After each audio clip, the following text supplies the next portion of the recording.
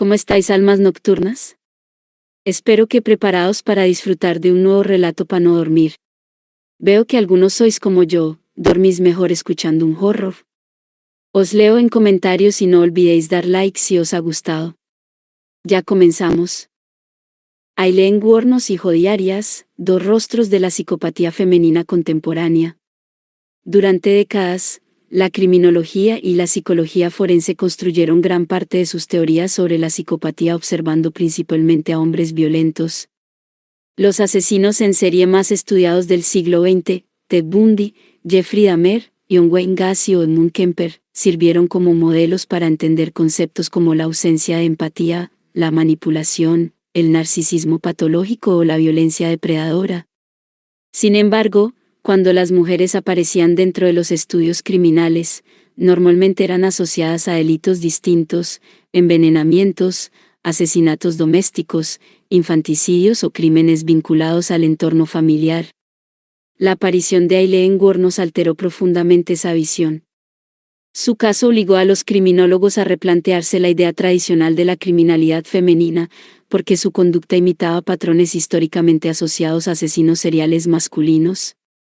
Décadas más tarde, el caso de Jodi Arias volvió a abrir el debate sobre cómo se manifiesta la psicopatía en mujeres, aunque desde una perspectiva diferente: la manipulación emocional, la seducción interpersonal y la construcción estratégica de la victimización. Ambas mujeres representan dos expresiones distintas de la psicopatía femenina contemporánea. Wuornos simboliza la violencia impulsiva y explosiva marcada por el trauma extremo, mientras que Arias encarna la psicopatía relacional basada en la manipulación, el control emocional y la mentira patológica. Sus historias se convirtieron en auténticos laboratorios criminológicos que siguen siendo estudiados en universidades, tribunales y departamentos de psicología forense. Aileen Wuornos fue la mujer que rompió todos los patrones. Wuornos nació el 29 de febrero de 1956 en Michigan, dentro de un entorno profundamente disfuncional. Desde sus primeros años estuvo rodeada de violencia, abandono y abuso. Su padre, Leo Dale Pittman, era un hombre con antecedentes psiquiátricos y criminales, diagnosticado posteriormente con rasgos esquizofrénicos y comportamiento antisocial. Fue condenado por delitos sexuales contra menores y terminó suicidándose en prisión cuando Aileen todavía era una niña. Su madre abandonó a la familia poco después del nacimiento de Aileen y de su hermano Kate. Ambos quedaron bajo la custodia de sus abuelos maternos. Lejos de encontrar estabilidad, la futura asesina creció en un hogar caracterizado por los malos tratos físicos, humillaciones constantes y posibles abusos sexuales. Diversos testimonios posteriores señalaron que Wuornos sufrió violencia continua durante la infancia y adolescencia, desarrollando desde muy joven una profunda desconfianza hacia los hombres y una personalidad emocionalmente inestable. A los 11 años comenzó a mantener relaciones sexuales a cambio de dinero, comida o cigarrillos. Este comportamiento no puede entenderse únicamente como delincuencia juvenil. Para muchos especialistas fue una consecuencia directa de una infancia completamente desestructurada. La prostitución temprana, el alcoholismo y la marginalidad fueron moldeando una identidad marcada por la supervivencia extrema. Con apenas 14 años quedó embarazada tras una violación presuntamente cometida por un conocido de la familia. El bebé fue dado en adopción. Poco después fue expulsada de casa por sus abuelos y comenzó a vivir en bosques, automóviles abandonados y moteles baratos.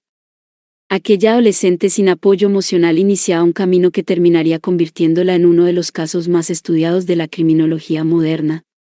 Durante años, Wuornos sobrevivió ejerciendo la prostitución en carreteras de Florida y otros estados del sur de Estados Unidos. Vivía prácticamente sin recursos, moviéndose entre estaciones de servicio, bares de carretera y zonas frecuentadas por camioneros. Su estilo de vida era caótico: consumía alcohol de forma compulsiva, protagonizaba peleas frecuentes y acumulaba pequeños antecedentes por robos, altercados y posesión ilegal de armas. En 1986 conoció a Tyria Moore, una empleada de hotel con la que inició una relación sentimental intensa y dependiente. Wuornos encontró en ella una figura afectiva que parecía proporcionarle cierta estabilidad emocional. Muchos investigadores consideran que aquella relación fue uno de los pocos vínculos emocionales genuinos que mantuvo en su vida adulta. Sin embargo, las dificultades económicas continuaron agravándose. Wuornos seguía ejerciendo la prostitución para sostener a la pareja y comenzó a desarrollar una visión cada vez más paranoica y hostil hacia los hombres que contrataban sus servicios. Ese resentimiento acumulado terminaría estallando de manera violenta. Entre 1989 y 1990, Aileen Wuornos asesinó a 7 hombres en diferentes carreteras de Florida. Sus víctimas eran conductores de mediana edad que recogían a Wuornos mientras ejercía la prostitución. Todos murieron por disparos a quemarropa. Lo que convirtió aquellos crímenes en un fenómeno criminológico excepcional fue el modus operandi. Wuornos utilizó un arma de fuego y atacó a desconocidos fuera de su círculo íntimo, un patrón históricamente vinculado a asesinos seriales masculinos. Las mujeres homicidas seriales solían actuar mediante venenos o métodos indirectos, generalmente contra familiares, parejas o personas dependientes. Wuornos rompió completamente ese esquema. Durante las investigaciones, ella afirmó que algunos de los asesinatos habían ocurrido en defensa propia tras sufrir intentos de violación o agresiones violentas. Sin embargo, las pruebas forenses y el patrón repetitivo de los crímenes llevaron a los investigadores a concluir que existía una conducta homicida sistemática. La policía consiguió detenerla en enero de 1991. Su compañera sentimental, Tyria Moore, colaboró con las autoridades y ayudó a obtener confesiones grabadas. A partir de ese momento comenzó uno de los procesos judiciales más mediáticos de la historia criminal estadounidense. Aileen Wuornos se convirtió rápidamente en objeto de análisis psiquiátrico y criminológico. A diferencia de asesinos históricos estudiados solo de manera retrospectiva, Wuornos fue examinada directamente por especialistas durante años. Las evaluaciones psicológicas revelaron una personalidad extraordinariamente compleja. Obtuvo una puntuación de 32 sobre 40 en la escala PCLR de Robert Hare, uno de los instrumentos más utilizados para medir psicopatía clínica. Esa puntuación indicaba un nivel severo de rasgos psicopáticos. Los expertos detectaron en ella múltiples características asociadas a la psicopatía: ausencia de empatía, impulsividad extrema, incapacidad para asumir responsabilidad, conducta antisocial persistente, explosiones de ira, manipulación emocional y algo bastante inusual, la externalización constante de la culpa. No obstante, el caso era mucho más complejo que el de un simple perfil psicopático clásico. También mostraba síntomas compatibles con trastorno límite de la personalidad, paranoia, inestabilidad afectiva severa y posibles secuelas de estrés postraumático complejo. Precisamente ahí surgió uno de los grandes debates de la criminología contemporánea: hasta qué punto Wuornos era una psicópata innata y hasta qué punto era el producto extremo de una vida marcada por el abuso. Algunos especialistas defendían que poseía alteraciones neurobiológicas propias de la psicopatía, especialmente relacionadas con déficits emocionales y dificultades para experimentar culpa auténtica. Otros consideraban que el trauma infantil había sido tan devastador que terminó generando una personalidad profundamente distorsionada y violenta. Su caso abrió una discusión fundamental sobre la interacción entre biología y ambiente en el desarrollo de la criminalidad severa. Las entrevistas televisivas de Aileen Wuornos se convirtieron en material de estudio para psicólogos forenses. Frente a las cámaras alternaba momentos de aparente vulnerabilidad con estallidos de agresividad extrema. En ocasiones se describía como víctima de un sistema injusto y de hombres violentos. En otras, expresaba odio generalizado hacia la humanidad y acusaciones paranoicas contra las autoridades. Su discurso estaba cargado de contradicciones, lo que hacía muy difícil distinguir cuánto había de manipulación consciente y cuánto de deterioro psicológico genuino. Los investigadores observaron que Wuornos utilizaba constantemente la externalización de la culpa. Nunca asumía completamente la responsabilidad moral de los asesinatos, justificaba sus actos como una forma de supervivencia o defensa frente a un mundo que consideraba hostil. Su figura terminó ocupando un espacio ambiguo dentro de la cultura popular. Para algunos sectores fue vista como una víctima extrema del abuso masculino y la marginalidad social. Para otros, representaba una asesina psicopática extremadamente peligrosa. Esa dualidad sigue siendo objeto de discusión académica y ética. El final de Aileen Wuornos llegó cuando fue condenada a muerte por múltiples asesinatos. Pasó años en el corredor de la muerte realizando declaraciones cada vez más erráticas y paranoicas. Con el tiempo comenzó a afirmar que las autoridades manipulaban su comida y controlaban su mente. Algunos expertos consideraron que presentaba síntomas psicóticos graves, mientras otros interpretaron esas conductas como intentos de manipulación. Finalmente fue ejecutada mediante inyección letal el 9 de octubre de 2002 en Florida. Tras su muerte, el interés académico por su caso no disminuyó. Al contrario, se consolidó como el principal referente para estudiar la psicopatía femenina violenta.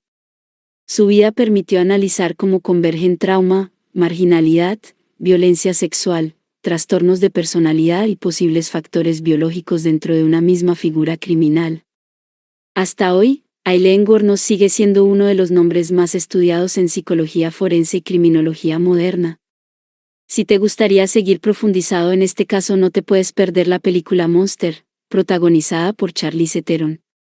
Para el conocimiento de la psicopatía femenina, un caso de estudio complementario a este es el de Jodi Arias. Jodi Arias nació el 9 de julio de 1980 en California. A diferencia de Wuornos, su infancia no estuvo marcada por la marginalidad extrema ni por una vida criminal temprana. Quienes la conocían la describían como una joven tranquila, atractiva y sociable. Tenía una personalidad aparentemente normal y precisamente esa apariencia de normalidad, años después convirtió su caso en un fenómeno tan inquietante para la criminología. Jodi trabajó en distintos empleos mientras intentaba construir una identidad social estable. Era capaz de adaptarse fácilmente a diferentes contextos y generaba una primera impresión positiva en muchas personas. Esa habilidad interpersonal sería posteriormente interpretada como una manifestación de encanto superficial, uno de los rasgos asociados a la psicopatía. En 2006 conoció a Travis Alexander, un vendedor motivacional y miembro activo de la Iglesia de Jesucristo de los Santos de los Últimos Días. La relación entre ambos fue intensa, inestable y emocionalmente compleja desde el inicio. La relación entre Arias y Alexander estuvo caracterizada por rupturas constantes, conflictos emocionales y una fuerte dependencia afectiva. Diversos testimonios indicaron que Jodi mostraba comportamientos obsesivos, revisaba comunicaciones privadas, aparecía inesperadamente en lugares donde estaba Travis y mantenía una vigilancia emocional constante sobre él. Sin embargo, también era capaz de proyectar una imagen completamente distinta ante otras personas. Se mostraba educada, vulnerable y afectuosa, construyendo cuidadosamente una narrativa donde aparecía como una mujer emocionalmente dañada por el rechazo sentimental. Ese contraste entre apariencia externa y conducta privada se convirtió en uno de los principales focos de interés para los especialistas. El 4 de junio de 2008, Travis Alexander fue hallado muerto en su casa de Arizona. Había recibido múltiples puñaladas, un disparo en la cabeza y heridas defensivas severas. La brutalidad del crimen conmocionó a la opinión pública. Las investigaciones apuntaron rápidamente hacia Jodi Arias. Lo que transformó el caso en un fenómeno criminológico internacional fue el comportamiento posterior de Arias. Inicialmente negó haber estado en la vivienda el día del asesinato. Más tarde aseguró que 2 intrusos desconocidos habían cometido el crimen. Finalmente cambió su versión y afirmó haber actuado en defensa propia tras sufrir violencia por parte de Travis Alexander. La sucesión de relatos contradictorios llamó enormemente la atención de psicólogos forenses y expertos en conducta criminal. Durante el juicio, Jodi Arias mostró una capacidad extraordinaria para manipular la percepción pública. Lloraba frente al jurado, sonreía en entrevistas, modulaba cuidadosamente su tono emocional y ofrecía explicaciones detalladas que luego se contradecían con pruebas físicas y testimonios. Muchos investigadores comenzaron a considerar que el caso representaba una expresión sofisticada de psicopatía femenina relacional. A diferencia de la violencia explosiva y caótica de Wuornos, Arias actuaba mediante estrategias psicológicas complejas.